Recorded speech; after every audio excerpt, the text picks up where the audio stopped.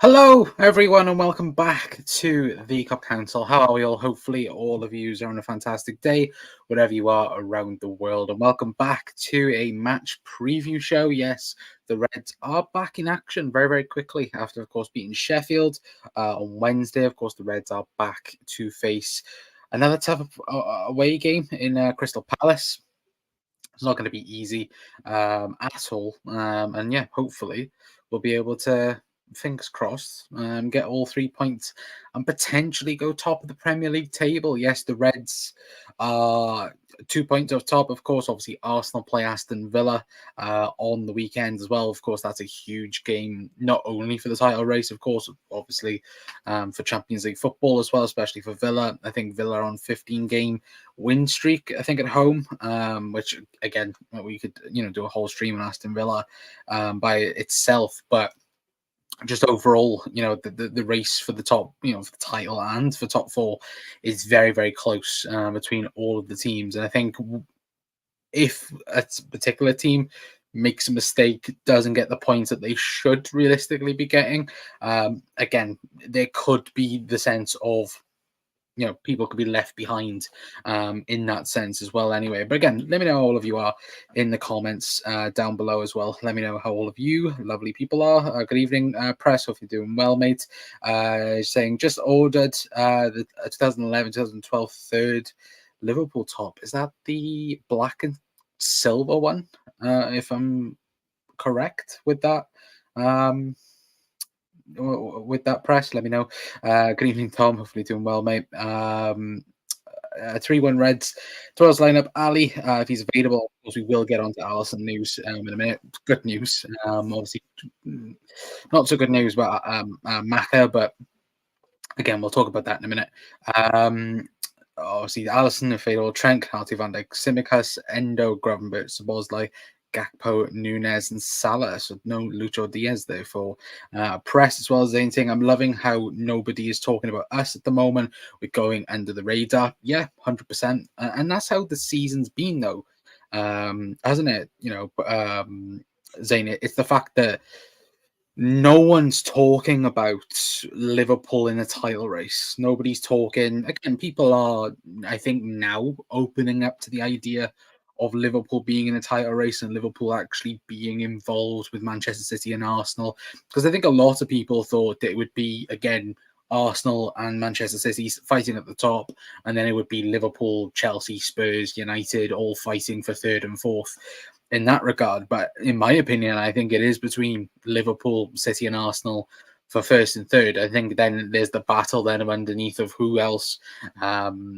is going to fight one another. Of course, Aston Villa's name is in that, Newcastle as well. So there's many different routes and different, again, teams that will cause upsets. Again, look at Manchester City against Villa.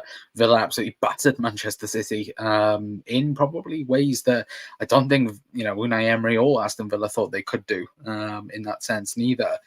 And the funniest thing about it is I wish more teams did it. I wish that we did it a bit more. I wish that other teams would do it a lot more. And just have a go at Manchester City, have a fight against them. You're either going to come out as winners or you're going to get battered. And I just wish teams would do that more, because once a few people or a few teams have a good spell against City, and then of course then it's then counter attack and then get absolutely battered. But teams like us, Wolves, Villa, Arsenal as well, I've done it recently. They've had a go at Manchester City, and again, they have failed at times as well. So I think, again, people just need to have a go at Manchester City. Honestly, my opinion anyway. But white one with blue Adidas stripes. That one. Of course, Manchester United against Liverpool, which that again, good and bad, that game, of course. But good evening, Bry, as well. Hope you're doing well, mate. Hopefully you're doing all good, Bry. Evening, Doug, as well. Hopefully you're all good as well. Hopefully everyone else is good. Man United clean sweep at the awards for November. Absolute joke. Yeah. How? I can understand Harry Maguire to an extent, because, of course, it is majorly fan voted. And so, again, I can understand that a little bit, but when it comes to Ten Hag being manager of the month, I don't get it personally. But yeah, again, it'd be quite funny when he gets sacked, and then it's like, yeah, um, do we then do that? Anyway, but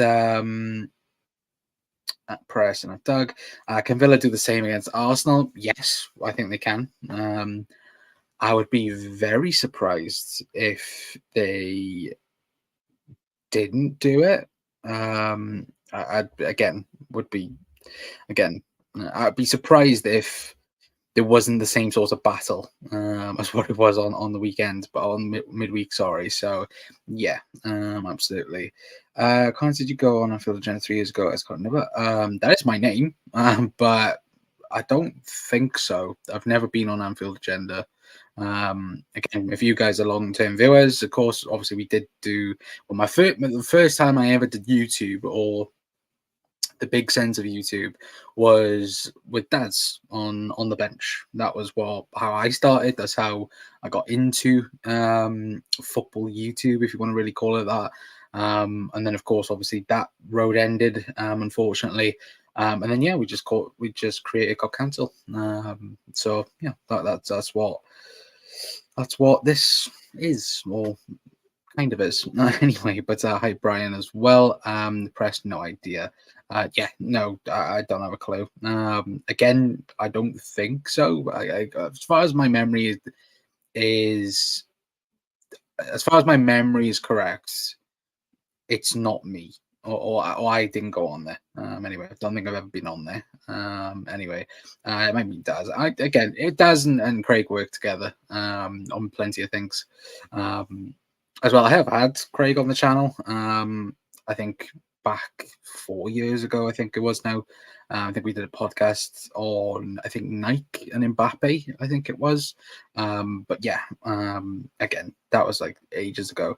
I certainly wouldn't risk Ali tomorrow, Kip Keller for tomorrow and Union. Yeah, absolutely. I think, look, we'll get into that news a little bit as well. I want to quickly talk about Palace because, again, obviously on the match previews, we do start the show by talking about the opposition and having, a bit of a chat about Crystal Palace. And at the minute, it's not looking good for Crystal Palace, is it? Realistically, chat. Obviously, I know they have a lot of injuries at the present moment in time. I know, again, like me, like practically attack is pretty much injured. Looking at it now, again, Ore injured, Dean Henderson injured, Eze injured as well. Holding Mitchell as well is also out. I think he got injured midweek as well. It's been a lot of injuries over the last couple of weeks for Palace, and just looking at the league table as well, 14th in the table, and the next round of fixtures for Palace don't look good. If I do say so myself, they don't look the most appetizing for Crystal Palace. And I'm just going to quickly read them out for you guys. Again, us on the weekend, Manchester City away, Brighton at home, Chelsea away, which, that's a 3 points. To be fair, Palace at home, Everton away, Everton at home, sorry, in the FA Cup, Arsenal away. You look at it, and the only one in that running that you could say, a hand on heart, who do I think they'll beat?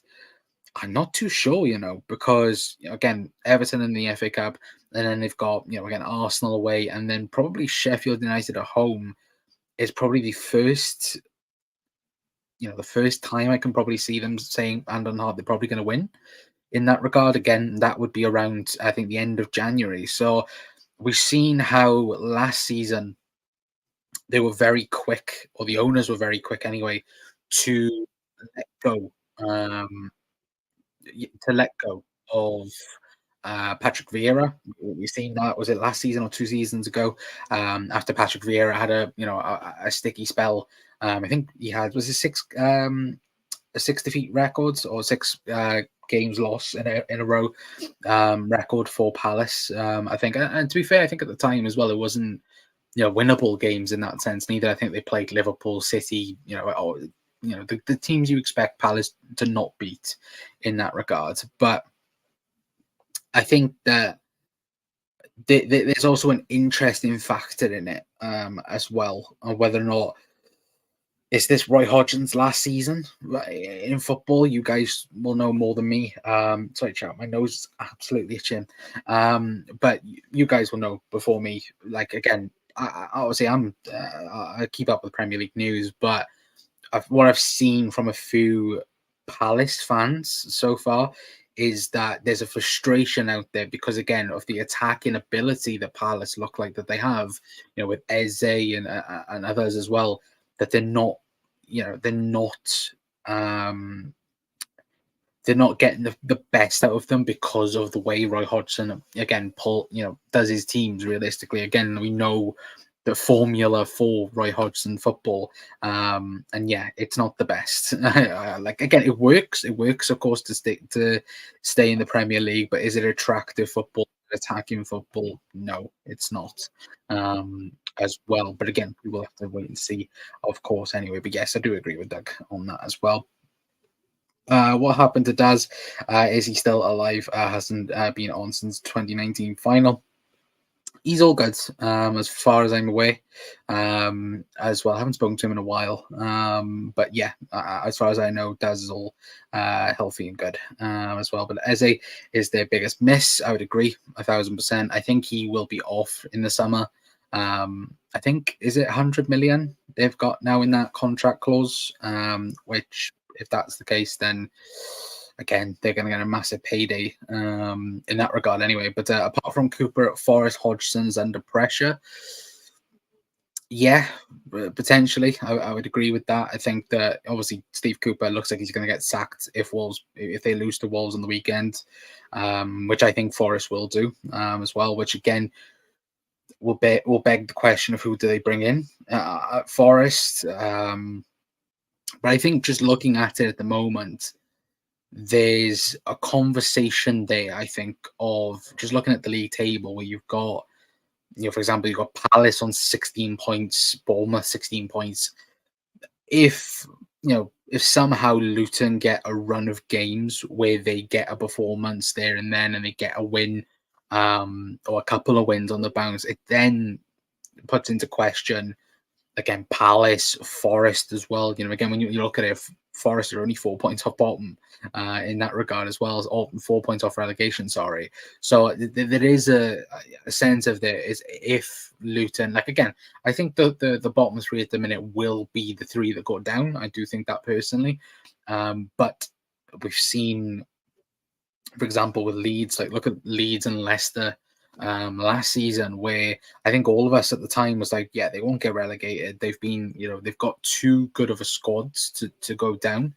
And then look what happened, especially in Leicester's case as well. For me, that Leicester squad was too good to get relegated, but it deserved to get relegated as well. And I think that's the same with Palace as well. Palace squad's good enough to stay in the Premier League and definitely to be mid-table, but the way they're playing at the minute isn't great at the minute. But Hodgson needs a window. Doug, my opinion for Palace. If you were Palace, though, would you give him opportunity to sign players? Because it's like I said, Doug, let me know as well, and Brian and anyone else or press. Let me know if is there even talk of Roy Hodgson going next season, and who could come in that regards. Like again, if I was, bloody hell, I'm knocking my cup over by that. If I'm if I'm Aston Villa, if I'm Crystal Palace is bored, and Roy Hodgson's going to be leaving in the summer, why would you give him an opportunity to sign players in January? Because again, you could sign somebody to a 5-year contract, and then the new manager comes in and goes, "Yeah, don't want you have to get rid of him, this, that, and the other," and then that causes a problem itself, which I do think is a problem for Villa, for Palace. Sorry, I got Aston Villa stuck in my head. Yeah, never on Anfield Agenda. Yeah, I've never been on Anfield Agenda. Again, he's been on my channel before, but I've never been on there. Brian, yeah, I know. Wrong guy. It was Daz from on the bench. Yeah, it was good times to be fair on the bench, which is a shame that it ended.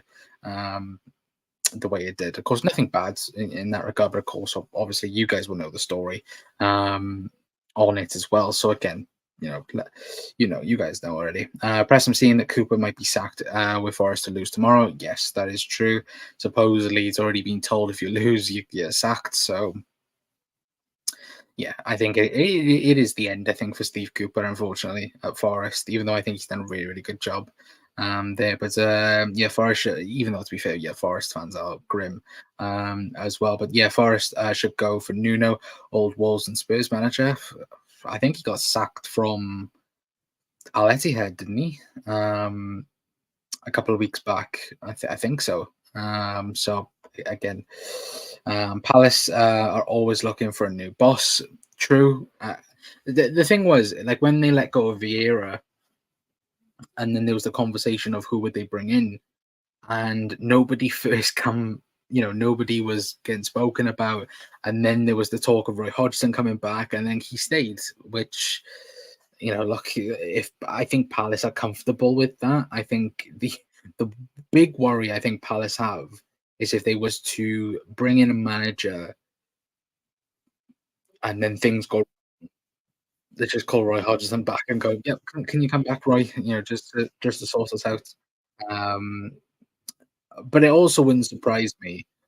Like Crystal Palace are the team that would bring in somebody like Sam Allardyce in or someone like that, just to keep him in the Premier League. I think they would, unfortunately.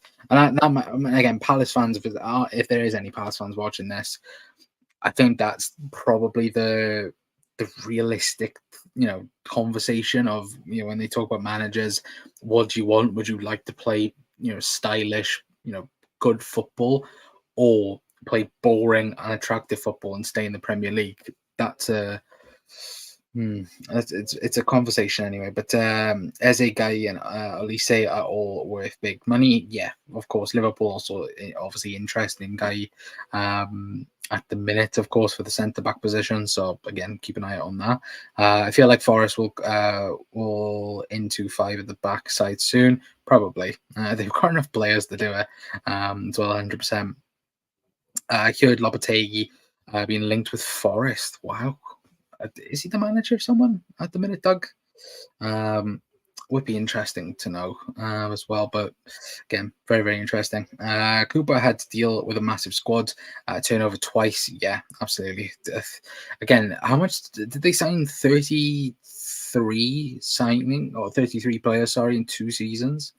Or was that just in 1 season? I can't remember. But yeah, it's been ridiculous, hasn't it? I generally think Benteke is better than Edward. I would think,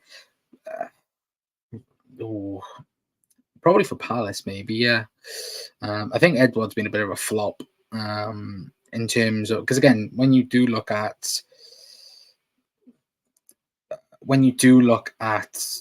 Palace and look at the deal itself, I think it was the biggest um, sale from Scottish football. I think it was at the time. I don't know whether or not it is now, but he's been pretty much a flop. I would say at Palace. He's had like a few good games, but Andre Ayew would always play instead of him as well. So again, in my opinion, it's been pretty much a bad signing. I think this is Hodgson's final season at Palace as well. I do think it will. To be fair, Brian, it's fault. To be fair, no real talk about Roy getting sacked. But football moves fast, Colin. Yeah, absolutely. Like, look, football. What is it? 2 days in football is like 3 years. Yeah, it's ridiculous. Talk is that Potter could be next Palace manager, been highly documented, or Steve Cooper believe it or not. Uh, Potter would be a good one. To be fair, again, similar sort of things what Brighton have done. Excuse me, chat. You know, and that's the thing where I think we do look at it at the minute, and you look at the quality of manager, what they probably would be asking for as well. There isn't many, good, up there. Like, so yeah, Cooper would be a good one if he was to leave. Obviously, Forest, and then Potter, I think would be a very very good one as well. Absolutely, 100%. That Leicester squad was highest wage bill ever relegated from the Premier League. Highest squad book value to a disgrace that they went down. Yeah, absolutely. Of course, they've absolutely been brilliant in the Championship so far this season, but they have been an absolute mess. Like before that, as well, and maybe as well, it's something that they needed to do because obviously speaking to Ant last season, right at the back end, obviously when Liverpool played Leicester, and like he said that week in week out, the whole stadium was toxic. It didn't feel like Leicester at times, and even looking at that squad, I think there was a big conversation at the start of the summer of right, who's staying, who's going. Is Tielemans signing the contract? Obviously, we knew he was going to go. I think everyone knew he was going to go. Obviously, there's talk about Vardy potentially going as well. Obviously, retiring from football. So there's always a conversation there, but I do think it's probably for the best. They got relegated, and then obviously they're coming up and being brilliant. But they think they're Barcelona now that they're ripping up the championship. Well, to be fair, I did see a few Leicester fans complaining that the style of football that you're playing, and I was like, you're so clear at the top of the championship. Why are you complaining? Like the rest of the championship's there, you're up there. Like, what are you complaining about? But yeah, Brian as well. Need to watch. Answer tomorrow. He's the threat from set piece. Yes, of course. Obviously, him and Darwin, of course, will be probably scrapping by half time. Well, but Burnley scored 100 goals in the championship last season. Look at them now. Yeah, absolutely. Again, that team last season was, again, the team last season was good enough to get into the Premier League. Their second team could have gone into the Premier League quite easily, I think, and that's an understatement, realistically. Yes, Brian, they are complaining, which shock in that regard anyway. But we will move on. We will move on to Liverpool and we will talk, of course, about Jurgen Klopp's press conference and mainly what he spoke about these two fellas in, of course, Alison Becker and Alexis McAllister. If I quickly get up Anfield Talks tweet about said players. Of course, you can see, but there, Jurgen Klopp says that Alexis McAllister likely to miss Crystal Palace. Alison Becker back in training and could feature, which again is fantastic news. Obviously, with the news that we knew that Ali was going to be back at some point this week, but the fact that he could potentially play tomorrow is a massive, massive boost for Liverpool. Of course, we've missed him over the last couple of games, and we've been fortunate enough, with Kelleher. Look, Kelleher is a decent number two option. Do I think he's been plain sailing? No, of course not. I think we've absolutely missed Allison in some aspects, especially against Fulham. But the fact that we've got, unscathed a little bit from it, of course, winning against Fulham, getting a clean sheet against Sheffield United as well, massive bonus in that regard. And the fact he's back, I would, like as Doug said earlier on, I would personally rest Allison. There's no need to play him. I'd say again tomorrow, I think Liverpool will have the majority of the ball. But again, I would rest Alison Becker, save him for a week. Again, let him have midweek off as well. And then he's fully fit and fully back, and then to face Manchester United next week. Because I'm really looking forward to that. I'm more nervous about tomorrow's game. I don't know if you guys are in the chat as well. I'm more nervous about tomorrow's game than I am against Manchester United. I haven't been like that for a while. Like last season, like last year's fixture, I thought, you know what, I could see United maybe getting a win against us potentially. Could see it. Not that it would happen, but I could potentially see it. And then what happened was United fans all entire week was up there singing their praises, loving life. Oh, we're going to batter the Scousers. We're going to do this. We're going to do that. And look what happened. 7 fucking nil. And this season, it's gonna be about five.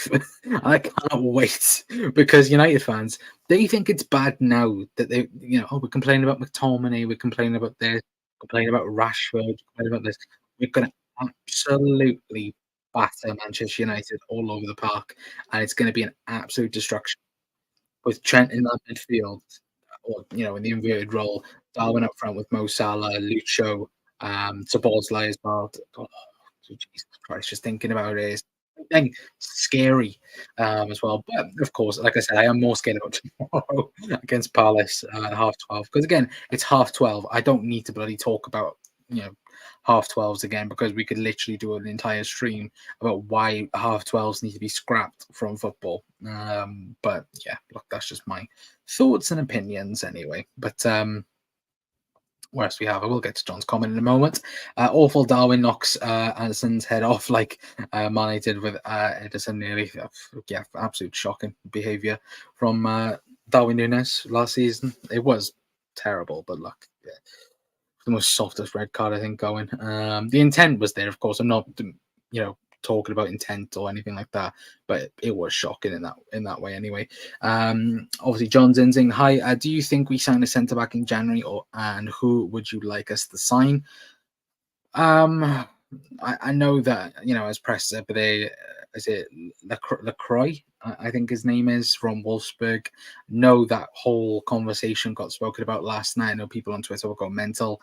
Again, as far as we know, there isn't too much on that. And like we spoke about last night in the video, I do think Liverpool bring back Nathan Phillips from Celtic. I think that will be it. I don't think Liverpool sign a centre half because I think, especially from Jurgen's words as well today, saying again, there's not a team out there that's gonna, just put their centre back on a plate for Liverpool. Of course, if that does happen, then of course Liverpool will try and sign someone. But I think the general feeling is that Liverpool will sign a centre back in the summer. Now, but then yeah, I'm also saying that it could be the factor as well. I said it yesterday that I don't think Liverpool will give Joel Matip a new contract, and then Jurgen Klopp comes out and says that the club need to do, show its class. I think the words were Jurgen used, which again, I, do I think Jurgen Klopp? Not Jurgen Klopp, sorry. Do I believe that Joel Matip, sorry, deserves a new contract? It's like I said, no, because the player Joel Matip, yes, 100%. Again, I don't think you'll get a better centre half for what Liverpool ask for. But Liverpool, I don't think can afford to have another situation of what happened in midfield in terms of keeping players well past their sell by dates. And I'm not saying Joel Matip's past the sell by date, of course, but the injuries, and again, you don't know what the ACL injury has done to Joel Matip because again, we've all seen like Virgil took last season, obviously him coming back from his knee injury and then having to come back, play the entire quadruple chasing season, suffered a lot last season, and now is back to his best. We don't know what that's like for Joel Matip. In that sense as well. I think that there's definitely a conversation around it of should Liverpool, should we, shouldn't we?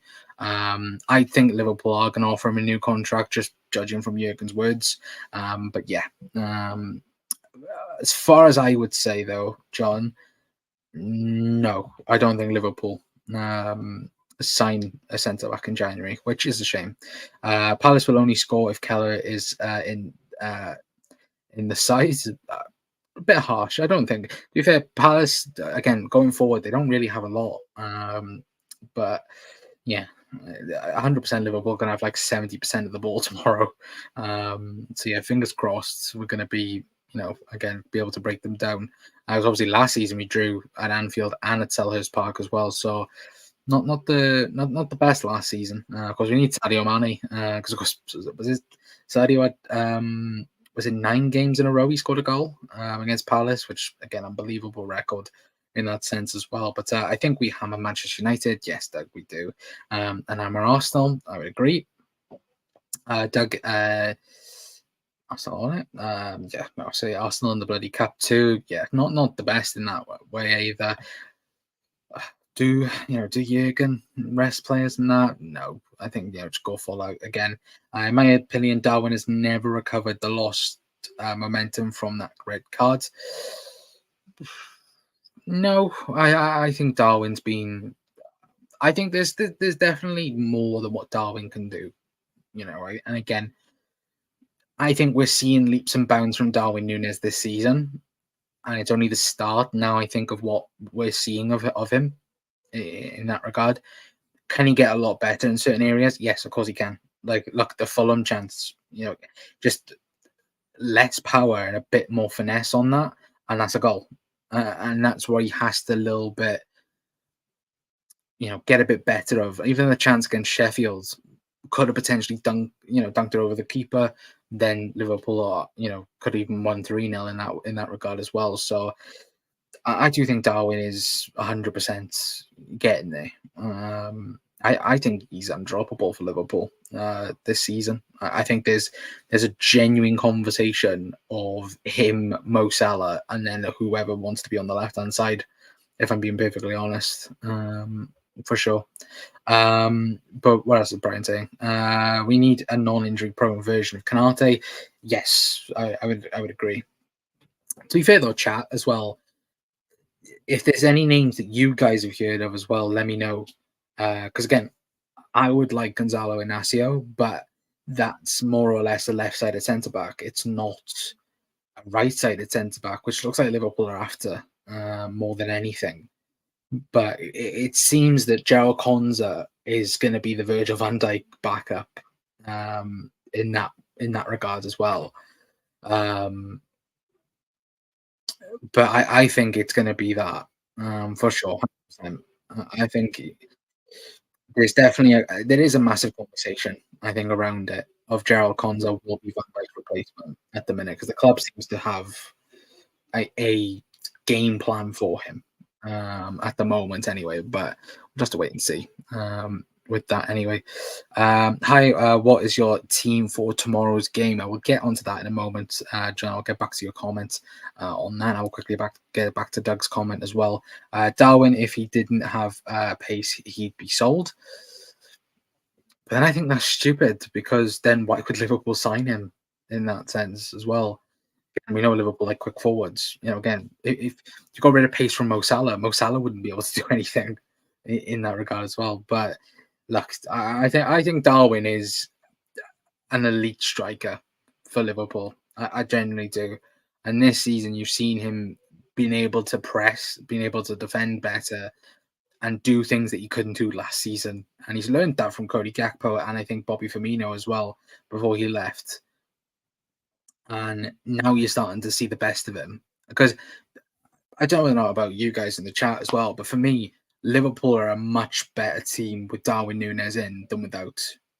Especially against Sheffield United, wasn't as not so much chaotic, but it wasn't so much fluidity or attacking wise against Sheffield United. And I feel like Liverpool with Darwin Nunes just can turn like that in an instant. From defense to attack, Liverpool go up the other end and score, and that's where I feel like we can go on and do with Darwin Nunes. I think with somebody like Cody Gakpo, even Diogo Jota in that position, I don't think Liverpool can do that. But again, and when you do look at it, I think according to the stats, Darwin Nunes is the most threatening striker in the Premier League at the minute. Obviously Haaland is Haaland in terms of striking numbers, but in terms of again the link-up play, in terms of again goals, assists, all of that, Darwin Nunes looks to be the one at the minute in the Premier League, or the most. It was the most attacking threats I think going forward. I think Darwin's got the most as a striker. So again, absolutely unbelievable. But Press, we can't rely on Kanate in my opinion. We can and we can't in some sense, because I was saying this yesterday. It always seems that Liverpool, you've got Virgil van Dijk by himself in that category, and then you've got Joe Gomez, Joel Matip, and Ibu Kanate, and it seems to be Right. One has phenomenal couple of games or couple of months injured. The other one comes in, has a brilliant couple of months, gets injured. Then it's a repeat of it's the same, like back to back to back to back, and that's what it feels like all the time. And Virgil must be saying it as well. It's like, can I have a defender that's going to be week in week out next to me in that regard as well. But look, unfortunately, you can't predict injuries in that sense neither. But Konza is the real deal, so he can succeed VVD easily. Oh, definitely. Sorry. Yeah, I think there's definitely an opportunity there for him. But if Konza had started, it would have been Sheffield. I think. Do you know what? I think there is an opportunity for him to start against Palace. He started against Wolves away and had a really, really good game. So there is a chance there, 100%. Because Klopp wanted to create another Suarez. In my opinion, that's why we signed him. I don't think so. I genuinely don't press. I think that for me, Darwin Nunes was again. We needed a Mane replacement in that regard. We got Lucho. That was what we wanted to do. Liverpool needed a number nine, like a proper number nine. Again, you had Bobby Firmino there. You had, if Liverpool wanted to play 4-3-3, play the false nine, you got Bobby Firmino there. I think what Jurgen Klopp wanted was an out and out number nine, like we saw against Real Madrid in the Champions League final. If you put an out and out number nine on the pitch, I think Liverpool win that game. And I think what we saw when Darwin was at Benfica was an outstanding player, an absolute outstanding player. Don't get me wrong, and I said this before. I think if Darwin Nunes was at Real Madrid, I don't think he would have struggled last season. I think he would have bounced on again because again the language, Spain in itself, he'd be so at home in that way. And again, I think we've become too impatient, I would say, in again, we expect now a transfer to gel like that. We do.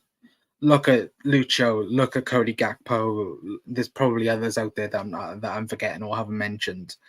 And we become now, as as supporters, it's not only us. Again, there's probably other supporters out there. I think obviously Arsenal with Kai Havertz, and like now Arsenal fans are bigging up Kai Havertz. Basically, don't see that anyway. But there's the conversation there of we just expect things too quickly and we don't take a season or two to, like, look at Jude Bellingham, for example. Like, Jude Bellingham's doing amazing at Real Madrid. If he had taken an entire year to try and gel into that midfield, I don't think anyone would have said anything. But again, everyone just seems to just like go for it straight away, in my opinion anyway. But again, what do I know? Bielsa is teaching Nunes very well. He's doing very well for Uruguay. Yeah, 100%. Again, scored, was it two match winners, I think, in the last international break. Yeah, but he cost 65 million pound, potentially 85, nearly 18 months, and he's still being talked about as raw. I think he is, though. Like, and again, you're not going to get again, he's 20, what, 23, 24. Like, you're not going to get the final Darwin Nunes until he's 27, 28. And even then, it could even be a bit longer in terms of like finished peak, finished article Darwin Nunes. And if you were to say right now, who, who was out there on the market, there were only three people that was on the market for what Liverpool wanted, and you've already mentioned, to be fair, Brett mentioned that, and Press has mentioned that Kane was available, and we should have signed him, in my opinion. And people were right, and Press, you're right to even mention that. But I don't think Harry Kane was the best option for Liverpool Football Club. Darwin Nunes was. Darwin Nunes, for me, again, longevity is another question. From what Liverpool want as well, I think Darwin Nunes was a better option than Harry Kane. Again, mad to say, because again, Harry Kane scores 30, 40 goals a season, and look what he's done for Bayern Munich so far this season. But I do think Darwin Nunes was the better choice for Liverpool, 100%. And again, I might be in the minority for that, but I do believe that. I love Darwin Nunes. I think he's outstanding. I think there is a lot more to be unlocked out of Darwin. I don't argue that fact, but I think Darwin Núñez is irreplaceable for Liverpool so far this season. Um, there's a reason why Jota don't start games at striker anymore. There's a reason why Cody Gakpo's not starting week in, week out, because Jurgen Klopp has total faith with Darwin Núñez. And if Jurgen Klopp's got that faith in him, then I don't see why anyone else should have that faith in him as well. To be perfectly honest, but again, just my thoughts. He's good, but could definitely be better. Yeah, 100%. And again, I think Lucho as well falls into that category. I think Lucho's been poor this season a little bit, but I still love for Lucho Diaz, and I think he's one of the best wingers out there. But I think people just go, oh well, we're gonna, Liverpool should look for a left-sided winger. This, that, and the other should sell Lucho. No, no, Lucho is good for Liverpool, 100%. I've always wanted Kane at Liverpool. That's fair. And look, Harry Kane would have definitely fit into the mold of what Liverpool were doing. 100% he would have. Like, look at, I think the report a couple of weeks ago that Liverpool looked at Son at replacing Sadio Mane. Like, Liverpool knew for 12 to 18 months that Sadio Mane wanted to leave Liverpool. Um, and we did, again, he didn't leave. Again, we definitely knew this is why Lucho was signed when he was signed. Again, it would have been the summer transfer window, but because obviously Spurs came in, of course, Liverpool tried to get him, and we got him. But that's the other thing where, for example, like a centre back, for another example, if Liverpool are looking at a particular centre back, and then let's say, for example, Manchester United try and go and sign him, Liverpool will quickly go in there and go, bang, we want that player. Well, this is how much it is, this, that, and the other. Look at Caicedo, for example. Like Liverpool, it's rare Liverpool go out there and bid £110 million for a player. It's never been done. Don't get me wrong, but look, Liverpool tend to not do that unless they have encouragement from all parties that it's going to get done. And the Caicedo thing is a bit weird because, again, didn't get done, whatever, this, that, and the other. But there's certain other players as well that Liverpool won't pull the trigger on because they don't have, faith on it in that regard as well. But again, it's always interesting though. And Son, to be fair, I think Spurs were going to ask like 80 million for him at the time, which again, Liverpool, I don't think we're going to pay that for a 29-year-old. So it's practically, practically letting go of Mane and replacing him for Son, which might have worked, might not have worked. That was more my point. I didn't think Liverpool could afford to spend that kind of money on a potential 2-year project. No, yeah, no, I can 100% agree. See where you come from, Bri, 100%. Not the player personally. No, I absolutely get what you mean in that. But I just do think it's going to be. It's like now, like centre back, for example. Like I said to you guys, let me know a centre back that Liverpool can go and sign in January. It's one of these situations where there isn't centre back screaming out, and that's the annoying part about it. But the club will have like a 10 player list of what they want and the data and analysis and this, that, and the other.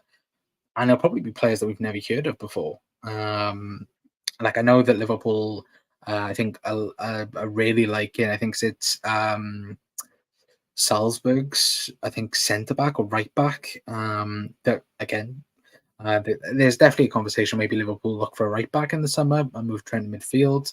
I'm not going to start that debate neither, to be fair.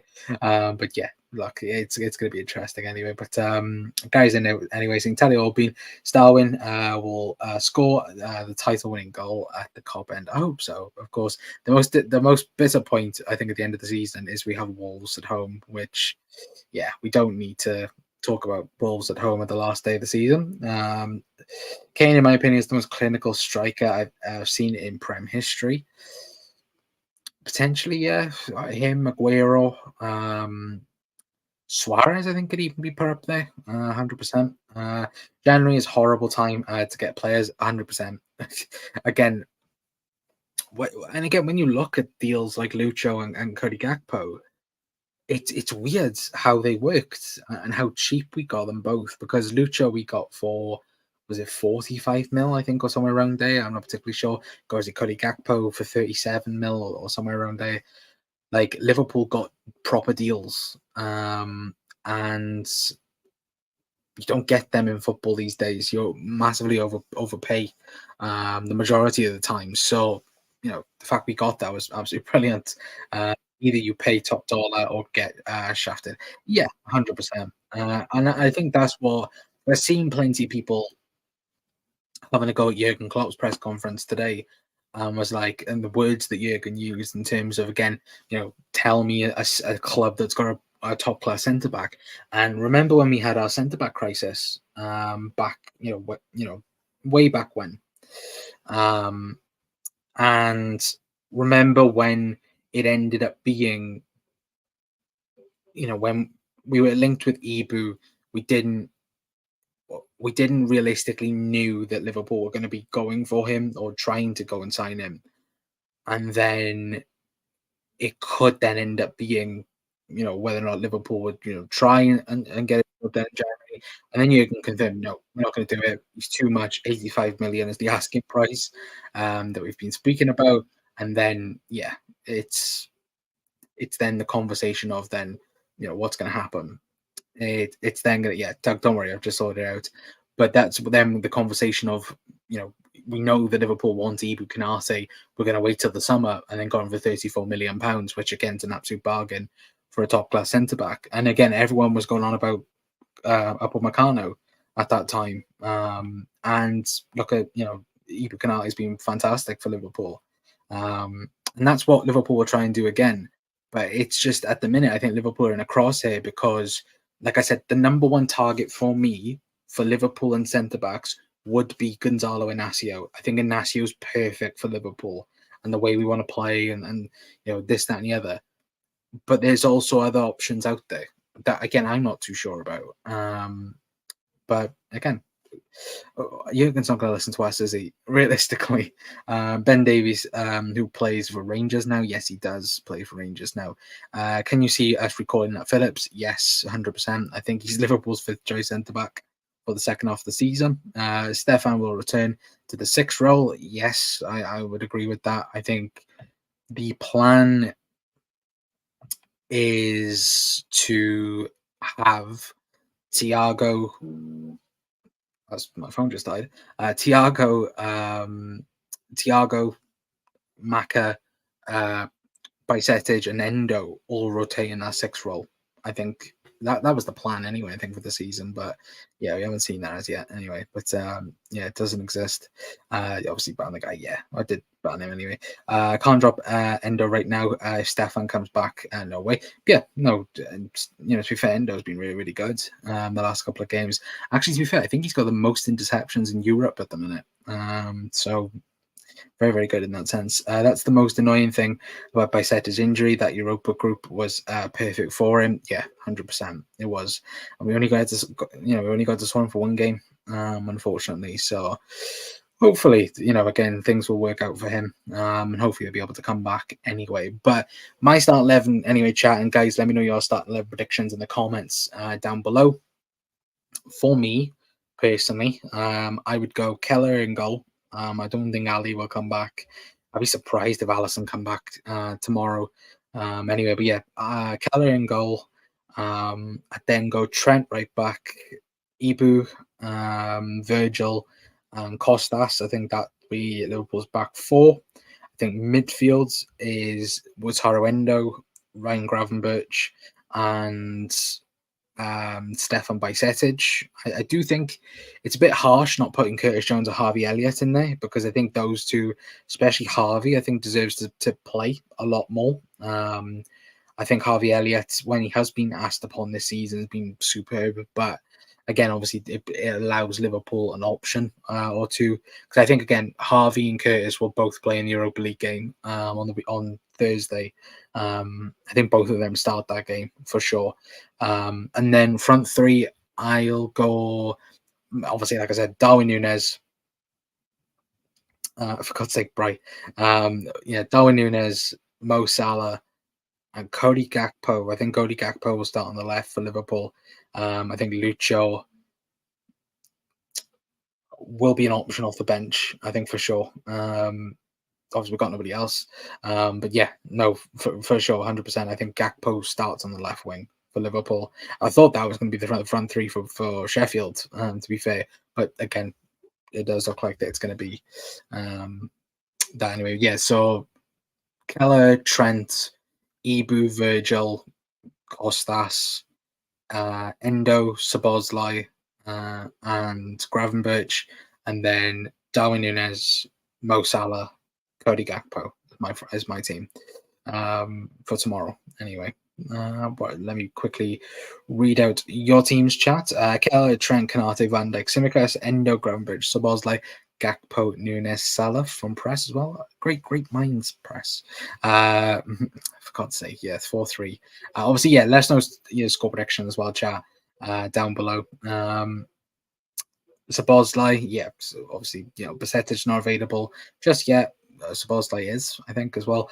Alisson, Trent, Canate, Van Dijk, Simicas, Endo, Ali Mack for Gary. Of course, McAllister is unavailable. Well, it looks to be unavailable anyway, but yeah, 100% he's going to be out because, again, he's got stitches on his knee. Should be back for Man United, I'd say, for next week, but again, be interesting. But yeah, Gary Mack is out for the game. Brian's gone for Keller, Trent, Canate, Van Dijk, Simmer, Endo, Curtis Jones, Dominic Soboslai, and then Diaz, Salah, and Nunes. And Brian's also gone for 1-1 in that way. I'm going personally 2-0. I think Liverpool will get an early goal, and then I think we get a late goal. And I'm also hoping this weekend that results go my way because I can't. If anyone is does like a cheeky bet, anyway, I predicted all the Premier League games this week, and if they come in, that's just saying buying everyone something special because the money on it is ridiculous as well. So I'm hoping that comes in anyway. But again, of course, please gamble responsibly. Keller, Trent, Van Dijk, Konza for Doug, Simicas, Endo, Sabozlai, Gravenberch, Diaz, Nunes, and Salah as well. I do like the Konza shout, but it might be a bit too early for him. But again, he had a really good game in the early kickoff against Wolves, so there's definitely opportunity there, 100%. But 3-1 says press for Liverpool, 2-1 to Liverpool says Doug. Everton closet, Jesus Christ. Obviously it was Brian. 7-0 Liverpool, Starwin 4, Salah 3-11 Gary, but I can't see it personally. Early kickoff corner, don't like it. True, but we've won 2 and drawn 1 of early kickoffs so far this season. So we have a good record so far this season, to be fair. We are better side this season, especially in the half 12 games. Yeah, to be fair though, it is early kickoff and it is at Crystal Palace, which isn't great. I think the last game that we had was an early kickoff against Palace. I think we won 7-0. So there is opportunity to happen again, but look. I think 2-0 Liverpool. I think Mo Salah will get his 200th goal for Liverpool, and I think Darwin Nunes gets the other one. But yeah, it's going to be a tough game. It's not going to be easy, even though Palace are missing crucial players. It's never going to be easy against Palace. Yeah, it's going to be absolutely solid. And hopefully, again, we don't have any skates like we did against Villa. Against freaking Sheffield United. I keep on thinking of Villa because I've got the freaking Premier League table up on the screen there. But again, hopefully, either way, Liverpool get 3 points, get to the top of the Premier League, and then we can actually watch Villa against Arsenal and be, intrigued by it anyway. By the end of Saturday evening, anyway, and hopefully, fingers crossed as well, Liverpool are top of the league by a point come Saturday afternoon. Anyway, but again, obviously, there's going to be conversations there between Villa. Are they in a title race? Again, obviously, a couple of weeks we'll be able to tell as well. Obviously, that game on the 23rd of December is going to be absolutely huge for the Premier League title race for sure. And I can't bloody wait for it all. Anyway, but until next time, guys, first of all, that's going to be the end of the show. Hopefully, all of you guys have enjoyed the match preview show. Again, hopefully, again, we'll see you all guys tomorrow for post match. It'll probably be straight after the game tomorrow. So it'll be around 3 p.m. Maybe a bit earlier. Tomorrow it won't be a late show, like 9 o'clock like usual. It'll be an early post match reaction tomorrow for sure. Of course, look, it might even be after the Arsenal game potentially, but I'm probably going to do it earlier so I could actually watch the Arsenal Villa game. To be fair, but again, content on the channel. We're going to probably do, of course, we're going to probably speak about maybe transfers that next week a little bit more, obviously with news coming out and so on. We might do an in-depth video on Lacroix as well, talk about him and that whole link with Liverpool as well. But mainly, of course, tomorrow post-match reaction. The fingers crossed, Liverpool beating Palace anyway. But excuse me. Until next time, guys. I will see you guys tomorrow. Hopefully, you have a fantastic, Friday, fantastic weekend, wherever you are around the world. If I don't see you, but yeah, fingers crossed. The Reds absolutely batter Palace tomorrow. But yeah, I've been Connor from the Cup Council. See you guys tomorrow. Ta-ra.